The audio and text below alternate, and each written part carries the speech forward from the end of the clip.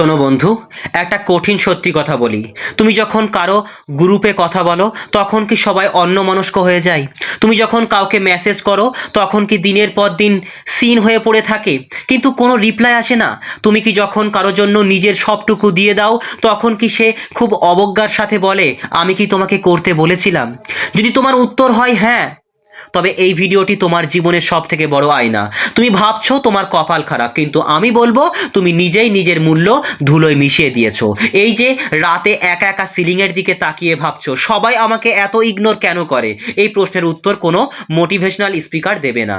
এই উত্তর চাণক্য আজ থেকে 1000 বছর আগে দিয়ে গেছেন। আজ আমি তোমাকে শেখাবো কেন কেন মানুষ তোমাকে ফালতু ভাবে, কেন তোমাকে কেউ গুরুত্ব দেওয়ার প্রয়োজন মনে করে না। আর শুধু তাই নয়, আমি তোমাকে চাণক্যের সেই 3টি ভয়ঙ্কর গোপন কৌশলের কথা বলবো, যা যদি তুমি আজ থেকে পালন করো তবে আমি চ্যালেঞ্জ দিচ্ছি বন্ধু, যারা তোমাকে আজ দেখে মুখ ফিরিয়ে নেয় কাল তারা তোমার সাথে একটু কথা বলার জন্য লাইন দেবে।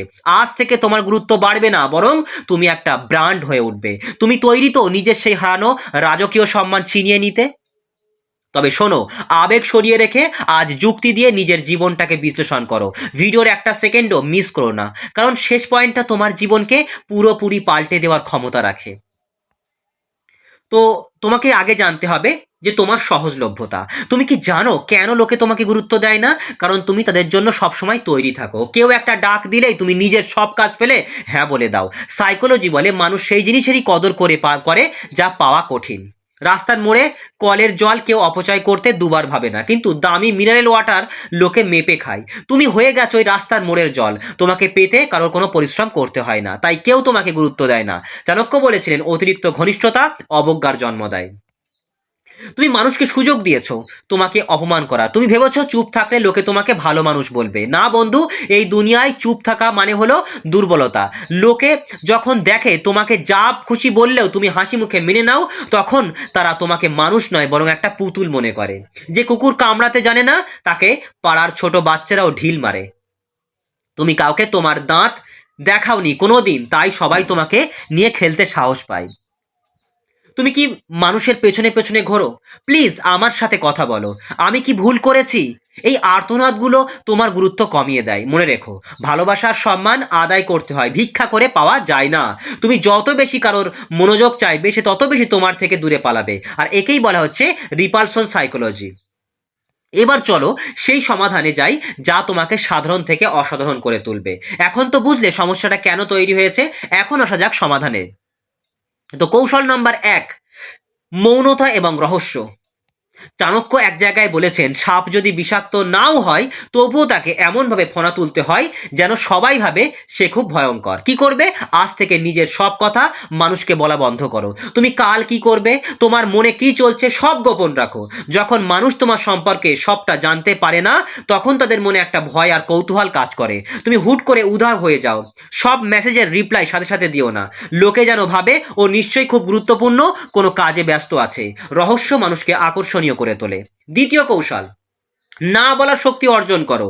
এটা শুনতে সহজ মনে হলেও এটাই সবচেয়ে কঠিন এবং কার্যকর। চাণক্য নীতি বলে, যে ব্যক্তি নিজের আত্মসম্মান রক্ষা করতে জানে না তার কোনো সমাজ নেই। আজ থেকে যদি কারো কোনো কথা বা কাজ তোমার পছন্দ না হয় তবে স্পষ্ট করে না বলতে শেখো। কোনো অজুহাত দেবে না।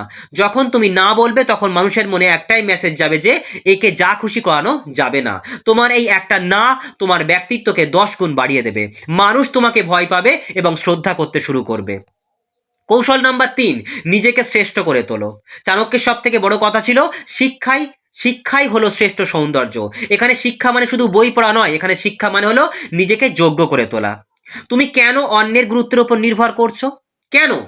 কারণ তোমার নিজের জীবনে কোনো বড় লক্ষ্য নেই। আজ থেকে নিজের ক্যারিয়ার, নিজের শরীর এবং নিজের জ্ঞানের ওপর কাজ করো। যখন তোমার পকেটে টাকা থাকবে, যখন তোমার শরীরে আত্মবিশ্বাস থাকবে, আর যখন তোমার ব্যক্তিত্বে ধার থাকবে, তখন দেখবে এই যে মানুষগুলো তোমাকে ইগনোর করছে তারাই তোমার আশেপাশে ঘুরঘুর করবে। সাফল্যই হলো তোমার সব অবহেলার শ্রেষ্ঠ জবাব। একটা কথা শোনো বন্ধু, যেটা হয়তো অন্য কেউ বলবে না। মাঝে মাঝে মানুষকে এটা বুঝতে দাও যে তুমি তাকে ছাড়াও দিব্যি আছো। তুমি যখন কাউকে ছাড়া সুখে থাকতে পারো তখন তার ইগোতে আঘাত লাগে। সে ভাববে, আমি ওকে এত ইগনোর করছি তাও ও এত ভালো আছে কি করে? এই চিন্তাটাই তাকে তোমার কাছে ফিরে আসতে বাধ্য করবে। তুমি যখন নিজের খুশি অন্য কারো হাতে তুলে দাও তখনই তুমি সস্তা হয়ে যাও। আজ থেকে নিজের খুশির মালিক নিজে হও। ভিডিওর এই পর্যায়ে এসে, শেষ পর্যায়ে এসে আমি তোমার চোখের দিকে তাকিয়ে বলতে চাই, তুমি ফালতু নও বন্ধু। আমি তোমার মনের ভিতরে গিয়ে বলতে চাই, তুমি ফালতু নও। তুমি কারোর টাইম পাস হওয়ার জন্য জন্মাওনি, তুমি রাজকীয়ভাবে বাঁচার জন্য জন্মেছো। আজ যারা তোমাকে অবহেলা করছে তারা আসলে তোমাকে একটা বড় সুযোগ দিচ্ছে। তারা তোমাকে সুযোগ দিচ্ছে নিজের সাথে পরিচিত হওয়ার। চাণক্য যখন অপমানিত হয়েছিলেন তিনি কিন্তু কেঁদে ঘরে বসে থাকেননি। তিনি কি করেছিলেন? তিনি সেই অপমানকে জ্বালানি বানিয়ে একটা সাম্রাজ্য তৈরি করেছিলেন। তোমার জীবনেও আজ যে অপমান, সে যে অবহেলা আসছে, সেটাকে চোখের জলে নষ্ট করো না, সেটাকে জেদ বানিয়ে এমন এক জায়গায় পৌঁছাও যেন একদিন তোমাকে দেখার জন্য লোকে টিকিট কাটে। আমার প্রিয় বন্ধু, আজ থেকে আর কারো গুরুত্ব পাওয়ার জন্য হাত পাতবে না। কি বললাম? আর কারো গুরুত্ব পাওয়ার জন্য হাত পাতবে না। আজ থেকে শপথ নাও, কারো গুরুত্ব পাওয়ার জন্য হাত পাতবে না। আজ থেকে তুমি হবে সেই ব্যক্তি যাকে গুরুত্ব দেওয়া মানুষের কাছে একটা সম্মানের বিষয় হবে। আয়নার সামনে দাঁড়াও আর নিজের প্রতিচ্ছবিকে বলো, আজ থেকে আমার নিয়ম, আমার জীবন। আমি জানি তুমি পারবে, তোমার মধ্যে সেই ক্ষমতা আছে।